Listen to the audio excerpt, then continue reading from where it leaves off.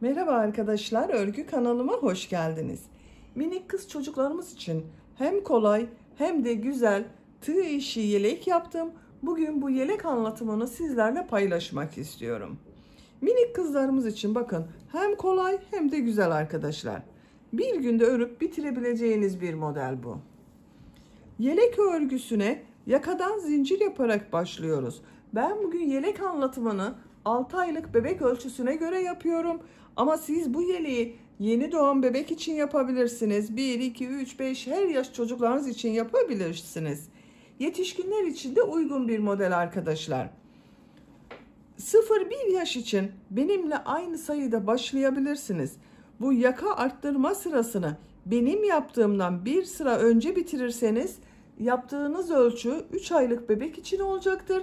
Bir sıra fazla arttırma yaparsanız da yaptığınız ölçü 1 yaş çocuk için olacaktır. Aynı sayıda başlayabilirsiniz. 1 yaşından sonra bu başlama zincir sayısını benim yaptığımdan daha fazla sayıda yapmanız gerekir arkadaşlar. Buna takım yapmak isterseniz bakın çok güzel de bir saç bandı yaptım çiçekli. Bunun gibi bir saç bandı yaparak set oluşturabilirsiniz. Bu yelek örgüsünde iplik olarak ben bugün bu ipliği kullandım arkadaşlar. 100 gram iplikte 330 metre var. Çok kalın olmayan orta kalınlıkta bir iplik, bakın ince bir iplik. Tığ olarak 5 numara 3 milimetre tığ kullandım. Elimin sıklığına göre bu tığı kullandım. Çok sert olmayan bir örgü elde ettim arkadaşlar. Benim elim çok sıkı değil. Sizin eliniz sıkıysa 3,5-4 milimetre tığları kullanırsanız yaptığınız örgü daha güzel olur. Eliniz sıkıysa benim yaptığım ölçüden daha küçük ölçü elde edersiniz. Ben bugün bu ipliği kullandım. Bu renk ile yaptım. Siz bu yelek örgüsünü istediğiniz marka iplik ve renkleri kullanarak yapabilirsiniz. Yaka örgüsünün buraya 3 tane düğme yaptım bakın.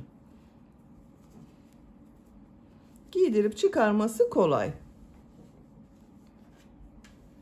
Bakın hem kolay hem de güzel arkadaşlar, dediğim gibi herkes yapabilir bu modeli. Ölçülerini videonun sonunda ölçerek söylüyorum. Tekrar ölçerek zaman geçirmek istemiyorum. İpliği tığı hazırlayalım. Hep birlikte bu kolay ve güzel yelek örgüsüne başlayalım. Örgü kanalıma abone değilseniz abone olmayı unutmayın lütfen. Örgü kanalıma abone olmak ücretsiz. Örgü kanalıma ücretsiz abone olup orada bulunan zil şeklini dokunarak açık yaparsanız kanalıma video yüklediğim zaman ilk önce size bildirim gelir. Örgülerimden herkesten önce sizin haberiniz olur. İzlediğiniz videolarıma beğeni ve yorumlarınızı yaparsanız çok sevinirim arkadaşlar. Hepinize kolay gelsin. İyi çalışmalar. Örgüye yakadan zincir yaparak başlıyoruz. İlk ilmeği ben bu şekilde yapıyorum. Size nasıl kolay geliyorsa o şekilde yapabilirsiniz. Zincirleri yapmaya başlıyorum. Çok sıkı zincirler yapmıyorum. 66 zincir yapalım. 66 zincir yaptım. Çok sıkı zincirler yapmadım arkadaşlar, bakın. Bu 66 zincirin kaç santimetre olduğunu ölçüyorum.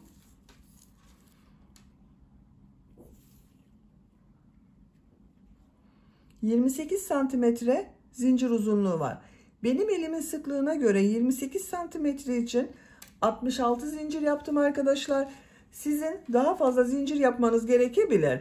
Yapacak olduğunuz çocuğun büyüklüğüne göre bunu 1 yaşından büyük çocuklar için yapıyorsanız, 1-2 yaş arası yapıyorsanız 8 zincir fazla yapabilirsiniz. 74 zincir iyi gelecektir. Yeni doğan bebek için yapıyorsanız da, 3 aylık bebek için yapıyorsanız da 4 zincir eksik yapabilirsiniz. Şimdi bu zincirler üzerine trabzan yapıyorum. Tığ üzerine iplik arıyorum. 3 ilmek atlıyorum. 1, 2, 3, 4. ilmeğe trabzan yapıyorum. 2 defa da çıkardığım trabzan. Her ilmek üzerine bir trabzan yapıyorum.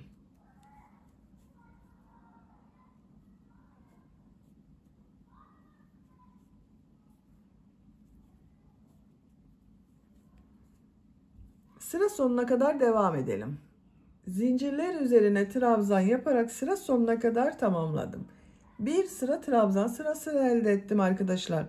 Bu sıra başında 3 ilmek atlayarak yaptığım trabzan ile birlikte 63 trabzan var bir sıra üzerinde. İkinci sıradayım. Bir zincir yapıyorum, örgüyü çeviriyorum.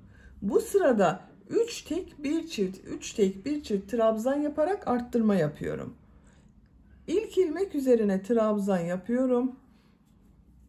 2 ilmeğe daha trabzan yapıyorum.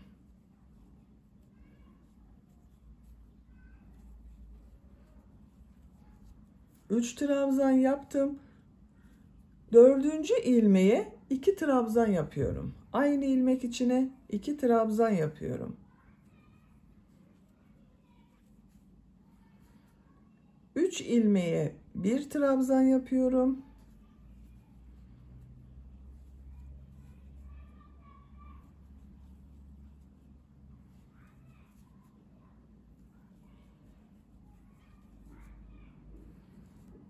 Dördüncü ilmeğe 2 trabzan yapıyorum.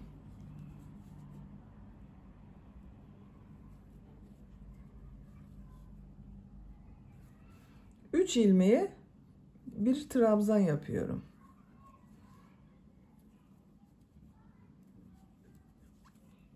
Bakın bu şekilde. 3 tek bir çift, 3 tek bir çift trabzan yapıyoruz. Sıra sonuna kadar devam edelim. Sıra sonuna kadar tamamladım. Bu sırada 3 tek bir çift trabzanlar yaptım. Sıra sonunda yine bakın arttırmadan sonra 3 trabzan yaptım. Kaç arttırma yaptığımı sayıyorum. 1, 2, 3, 4, 5, 6, 7, 8, 9, 10, 11, 12, 13, 14, 15 arttırma yaptım. Bu bir sıra üzerinde 78 trabzan var arkadaşlar.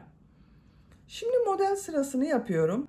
Bir zincir yapıyorum. Örgüyü çeviriyorum. Üçüncü sıradayım.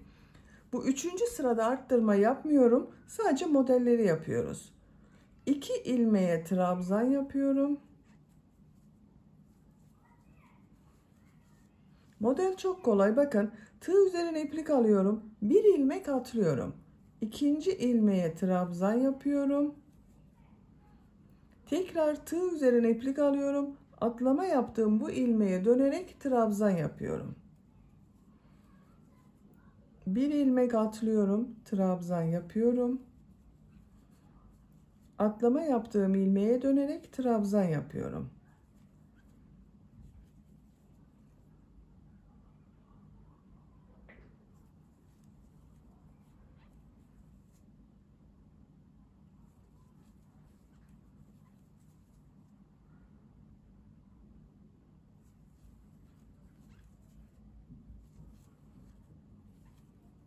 Bu şekilde modeller oluşuyor bakın. Sıra sonuna kadar devam edelim. Modelleri sıra sonuna kadar yaptım. Sıra sonunda yine 2 trabzan yaptım. Sıra başında da 2 trabzan yaptım. Sıra sonunda da 2 trabzan yaptım. Bir zincir yapıyorum. Örgüyü çeviriyorum. Dördüncü sıradayız. Dördüncü sırada trabzan yapacağız. Yine arttırmalar yapacağız. 3 tek bir çift trabzan yapıyorum. 3 ilmek üzerine trabzan yapıyorum.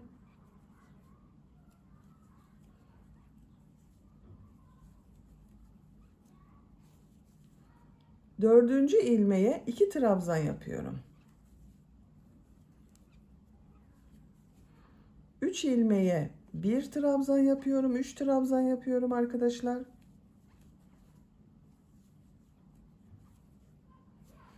Dördüncü ilmeğe 2 trabzan yapıyorum. 3 tek bir çift trabzan yaparak sıra sonuna kadar devam edelim. Sıra sonuna kadar 3 tek bir çift trabzan yaptım. Çift yaptığım trabzandan sonra bakın 2 ilmeğe birer trabzan yaptım arkadaşlar. Burada 3 trabzan denk gelmedi. 2 trabzan yaptım.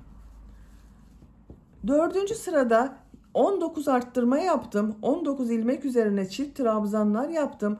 Bu bir sıra üzerinde 97 trabzan var. 5. sıradayım. Bir zincir yapıyorum. Örgüyü çeviriyorum. Model sırası yapıyoruz. 2 ilmek üzerine trabzan yapıyorum. Bir ilmek atlıyorum, trabzan yapıyorum. Atlama yaptığım ilmeğe dönerek trabzan yapıyorum.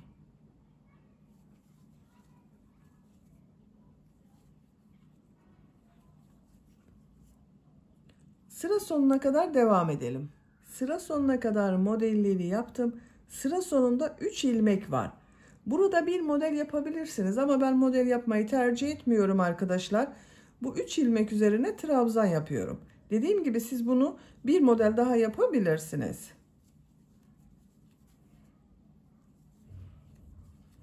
Bakın 3 trabzan yaptım. Bu sırada modelleri yaptık. Hiç arttırma yapmadım. 6. sıradayım.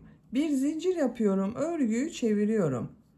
3 ilmek üzerine trabzan yapıyorum. Arttırma sırasındayız arkadaşlar.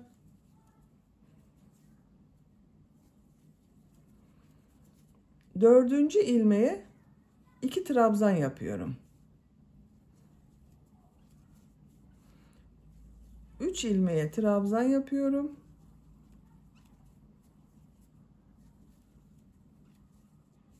Dördüncü ilmeğe 2 trabzan yapıyorum.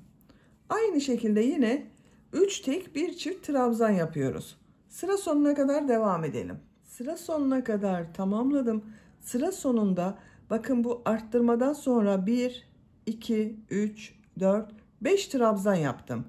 Burada arttırma yapmadım arkadaşlar, çok büyük olmasın diye. Bu 6. sırada toplam 23 arttırma yaptım. Bir sıra üzerinde 120 trabzan oldu. 7. sıradayım. Bir zincir yapıyorum, örgüyü çeviriyorum. İlk ilmek üzerine trabzan yapıyorum. Model sırasındayım. İkinci ilmeği de trabzan yapıyorum. Bir ilmek atlıyorum, trabzan yapıyorum. Atlama yaptığım ilmeğe dönerek trabzan yapıyorum.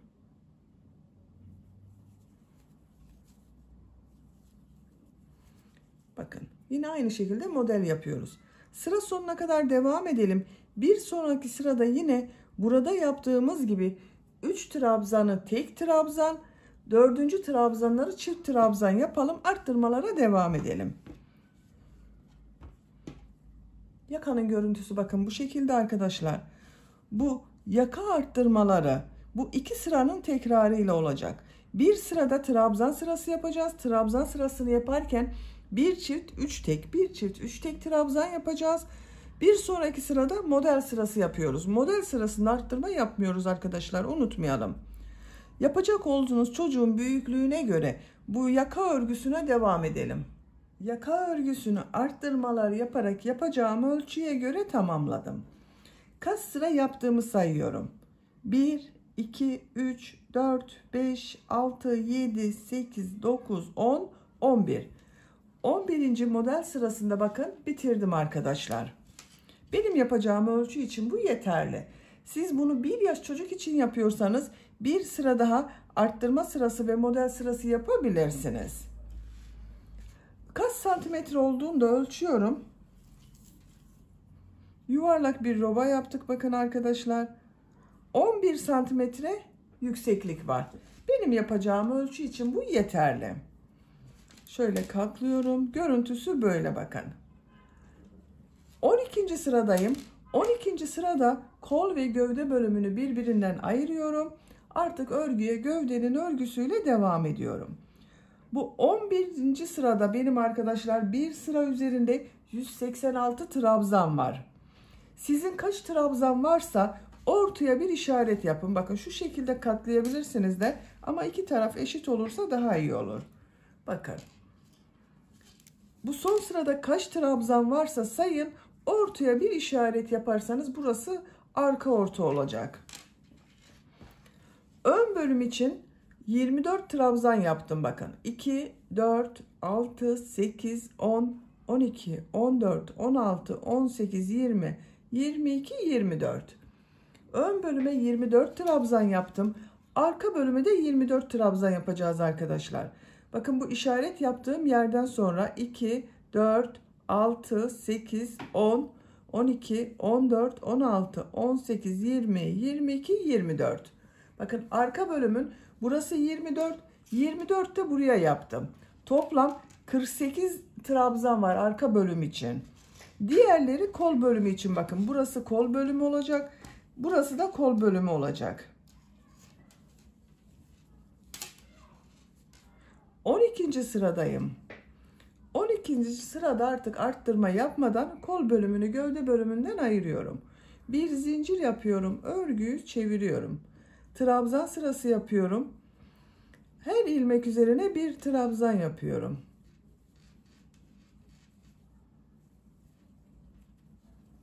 ...24 ilmek ayırdım bakın buraya. Buraya kadar devam edelim.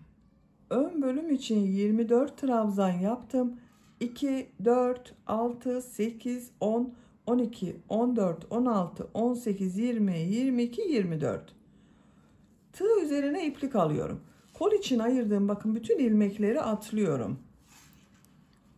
Bu işaret yaptığım ilmeğe trabzan yapıyorum.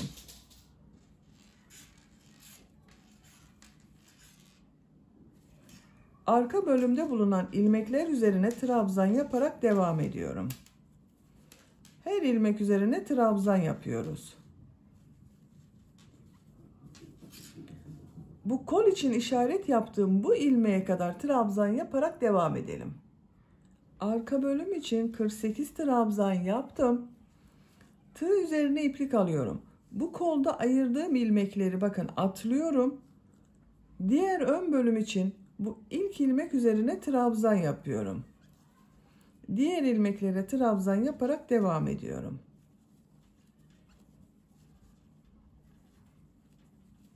Sıra sonuna kadar devam edelim. Sıra sonuna kadar trabzanları yaptım arkadaşlar. Bu ön bölümde de 24 trabzan yaptım. Bakın bu sırada kol ve gövde bölümünü birbirinden ayırdık. Artık bakın bu şekilde kol bölümü ayrı.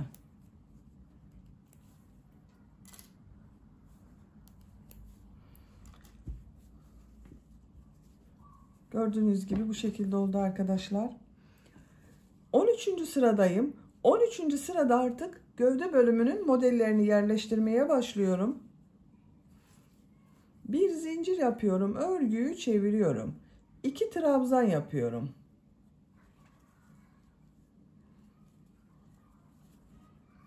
Tığ üzerine iplik alıyorum. Bir ilmek atlıyorum. İkinci ilmeğe bir trabzan, 2 zincir, bir trabzan yapıyorum.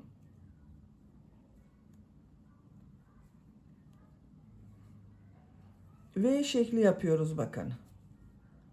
Bir trabzan, 2 zincir, bir trabzan yaptım. V şekli oldu.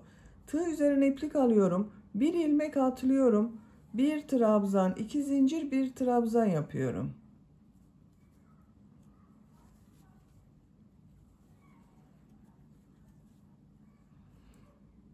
Bir ilmek atlıyorum. Bir trabzan, 2 zincir, bir trabzan yapıyorum.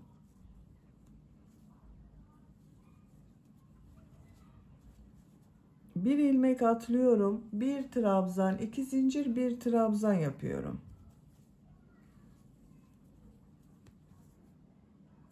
Bu şekilde V şekilleri yaparak sıra sonuna kadar devam edelim.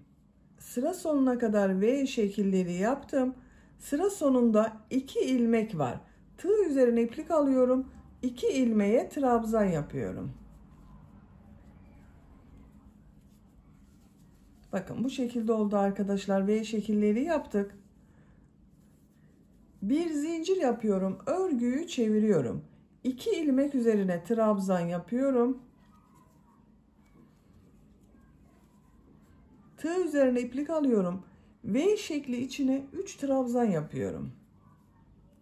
1 2 3. Tığ üzerine iplik alıyorum. Diğer V şekli içine de 3 trabzan yapıyorum. 1 2 3. 3 trabzan yapıyorum. 1 2 3. Bakın her V şekli içine 3 trabzan yaparak sıra sonuna kadar devam edelim. Sıra sonuna kadar tamamladım. Bu sırada V şekilleri içine 3'er trabzan yaptım. Sıra sonunda 2 ilmeğe de 2 trabzan yapıyorum. Bakın birer defa trabzan yapıyorum. Bu 2 trabzan örgü bitesiye kadar devam edecek arkadaşlar. Şimdi tekrar V şekli yaptığımız sıradayım. Bir zincir yapıyorum, örgüyü çeviriyorum. 2 trabzan yapıyorum. Tığ üzerine iplik alıyorum. Bir ilmek atlıyorum. İkinci ilmeğe bakın burada 3 trabzan yaptım. Ortada bulunan ilmek üzerine yapıyoruz. Bir trabzan, 2 zincir, bir trabzan yapıyorum. Tığ üzerine iplik alıyorum. 2 ilmek atlıyorum. Bakın yine bu 3 trabzanın ortada bulunan trabzan üzerine bir trabzan, 2 zincir, bir trabzan yapıyorum.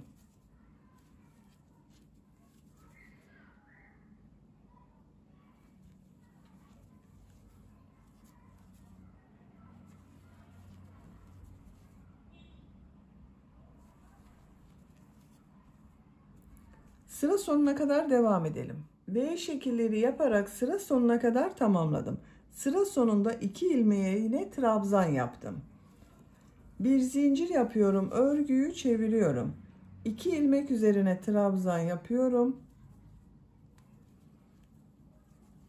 V şekli içine 3 trabzan yapıyorum.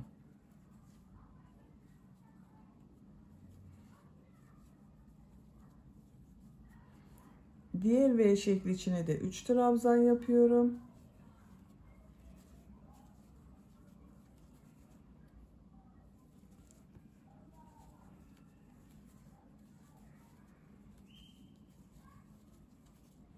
Bakın bu şekilde arkadaşlar.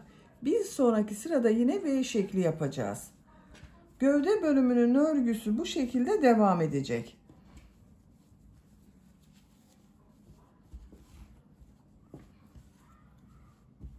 Bu iki sırayı tekrarlayarak bir sırada V şekli yapacağız. Bir sonraki sırada V şekillerinin içine 3 trabzan yapacağız.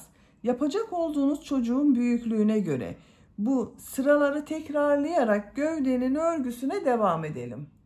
Gövde bölümün örgüsünü 7 model sırasını tamamladım arkadaşlar. 8. model sırasında V şekilleri yaptığım sırada bitirdim. 1, 2, 3, 4, 5, 6, 7. 7 tam model yaptım. 8. de V şekilleri yaptığım sıradayım. Santimetre olarak ölçüyorum.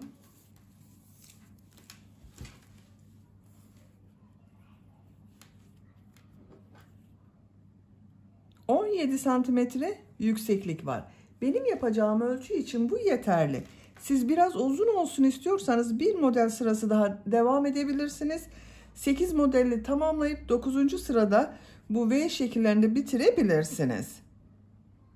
Son sırayı yapıyorum. Bir zincir yapıyorum. Örgüyü çeviriyorum. İlk ilmek üzerine sık iğne yapıyorum. Tığ üzerine iplik alıyorum. Bu ilk V şekli içine 6 trabzan yapıyorum.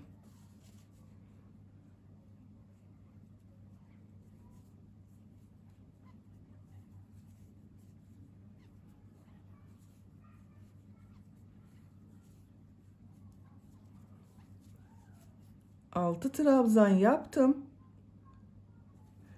Tığ üzerine iplik almadan diğer V şekli içine sık iğne yapıyorum. Tığ üzerine iplik alıyorum. Diğer V şekli içine 6 trabzan yapıyorum.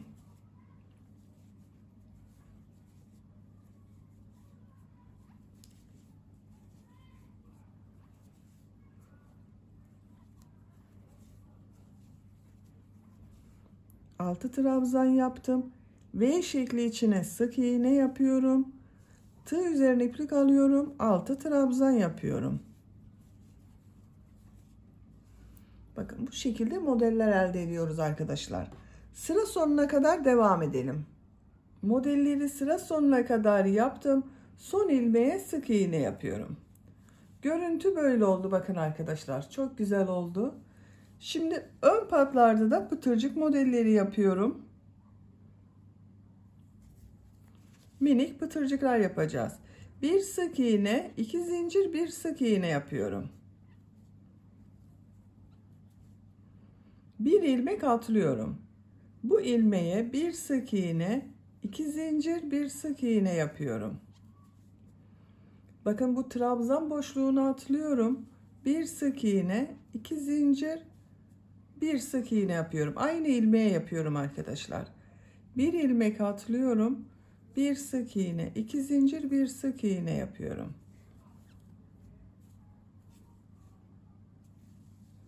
Bu kol bölümünü ayırdığımız, bakın bu sıraya kadar pıtırcık modelleri yaparak devam edelim.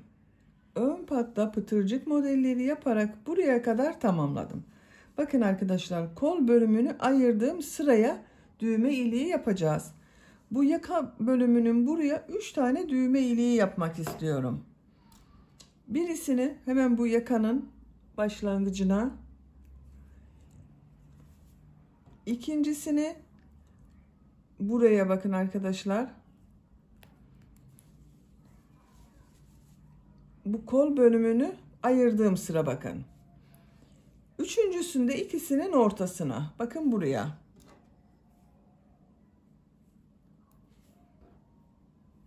Üç düğme iliği yapacağız. Bu ilmeği atlıyorum. İşaret yaptığım bu ilmeğe bir sık iğne yapıyorum. Düğme iliği için 7 zincir yapıyorum. Aynı ilmeğe sık iğne yapıyorum. Bakın ilk düğme iliğini yaptım. Bir ilmek atlıyorum. İkinci ilmeğe bir sık iğne, 2 zincir, bir sık iğne yapıyorum. Bu trabzan sırasını atlıyorum. Bir sık iğne, 2 zincir, bir sık iğne yapıyorum.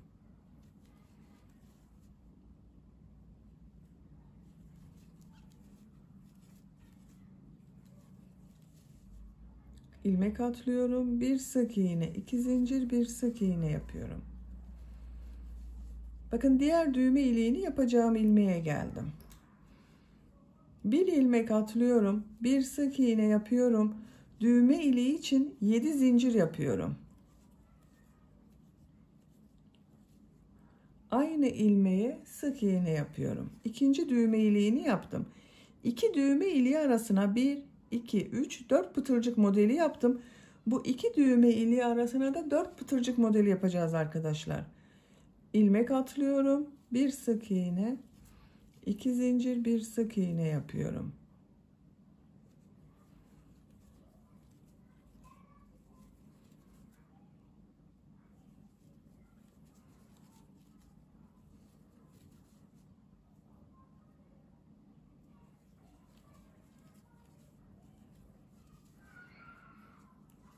Bir, iki, üç, 4 pıtırcık modeli yaptım. Bir ilmek atlıyorum. Bir sık iğne yapıyorum. Düğme iliği için 7 zincir yapıyorum.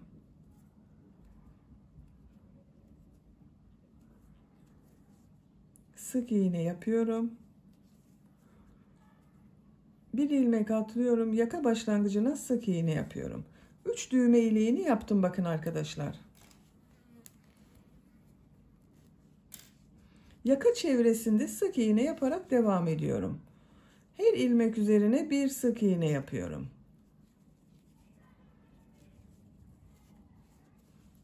Diğer ön pata da pıtırcık modelleri yapacağız. Buraya kadar devam edelim. Yaka çevresinde sık iğne yaparak diğer uç noktaya kadar tamamladım. Bakın görüntü olarak böyle oldu. Burada da pıtırcık modelleri yapmaya devam ediyorum. Burada yaptığım gibi pıtırcık modelleri yapıyorum. Bir sık iğne, 2 zincir, bir sık iğne yapıyorum. Bir ilmek atlıyorum. İkinci ilmeğe bir sık iğne, 2 zincir, bir sık iğne yapıyorum.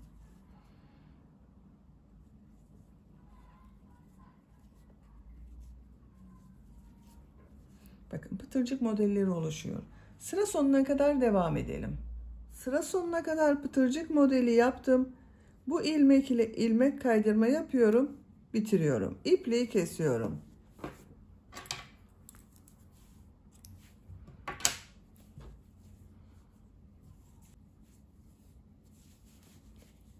Bakın bu şekilde oldu, güzel oldu.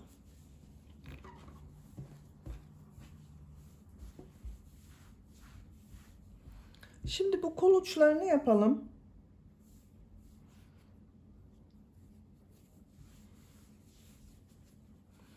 Kol altında bakın bu ilmekten ipliği bağlıyorum.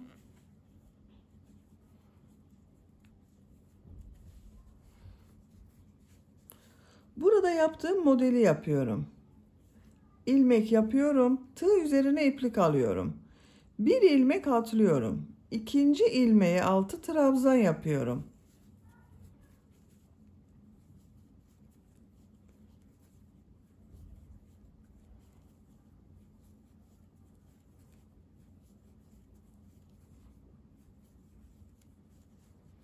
Bir ilmek atlıyorum, sık iğne yapıyorum. Bir ilmek atlıyorum, 6 trabzan yapıyorum.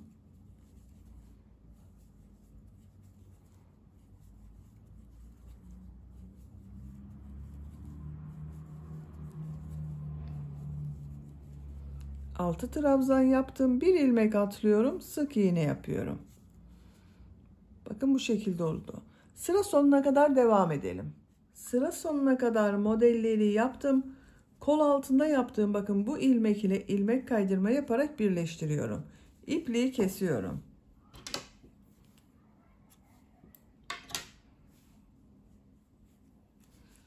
Kol çevresine de model yaptım. 2, 4, 6, 8, 10, 11 model yaptım arkadaşlar. Bakın bu şekilde oldu. Çok güzel oldu. Diğer kol örgüsünde bu kol örgüsü gibi başlayıp bakın tamamladım ben. Siz de aynı şekilde yapabilirsiniz. Bunu başladığımız gibi başlayıp aynı şekilde yapabilirsiniz arkadaşlar. Böylece yelek örgüsünü bitirdim.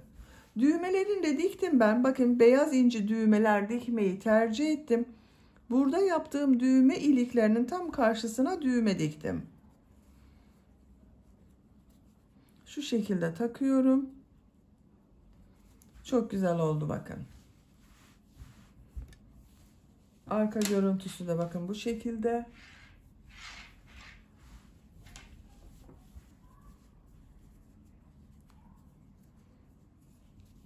Açık olarak da görelim. Bitmiş olarak size ölçülerini söylüyorum. Kol altının buradan gövde genişliğini ölçüyorum. 25 santimetre. Yüksekliğini ölçüyorum. Kol altından yükseklik 19 santimetre. Omuzdan tam yüksekliğini ölçüyorum. 32 santimetre. Ben bugün 6 aylık bir bebek için yaptım. Çok güzel oldu bu ölçü arkadaşlar. Beni dinlediğiniz ve izlediğiniz için hepinize çok teşekkür ederim. Örgü kanalıma abone değilseniz abone olmayı unutmayın lütfen. Örgü kanalıma abone olmak ücretsiz. Örgü kanalıma ücretsiz abone olup orada bulunan zil şeklini dokunarak açık yaparsanız kanalıma video yüklediğim zaman ilk önce size bildirim gelir. Örgülerimden herkesten önce sizin haberiniz olur. İzlediğiniz videolarıma beğeni ve yorumlarınızı yaparsanız çok sevinirim arkadaşlar. Sizlerle yeni örgülerde görüşmek dileğiyle. Hoşça kalın, sevgiyle kalın.